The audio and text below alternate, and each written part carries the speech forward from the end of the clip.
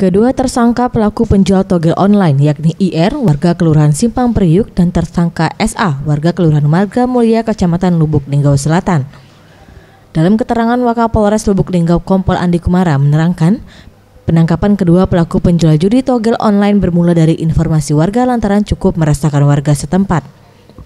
Dari laporan warga tersebut, tim Buser Satreskrim Polres Lubuk Linggau langsung melakukan penyelidikan terhadap para tersangka, di mana dari pengintaian, petugas berhasil mengamankan kedua tersangka di kawasan Terminal Simpang Priuk, yakni tersangka IR yang merupakan bandar togel, sedangkan SA yang sehari-hari menjadi pedagang soto bertindak sebagai pencari pemasang togel online.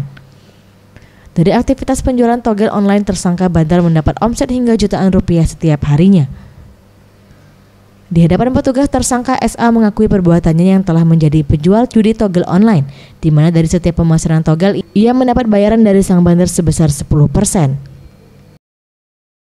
tangkap di daerah Lubuk Linggau Selatan dan di dalamnya kita temukan barang bukti sebanyak 223 dan berdasarkan dari pengakuan dari pelaku, ini adalah judi online yang langsung ke Singapura, dan tentunya kita tidak percaya begitu saja, tetap kita kembangkan untuk siapa di belakangnya dan upaya kita kembangkan.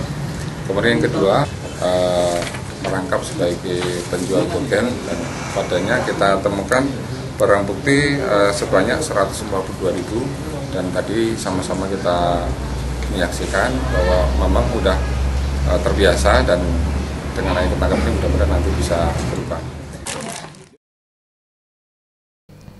Sementara itu, dari tangan kedua tersangka, petugas juga berhasil mengamankan sejumlah barang bukti berupa uang tunai sisa transaksi dan kartu ATM milik tersangka.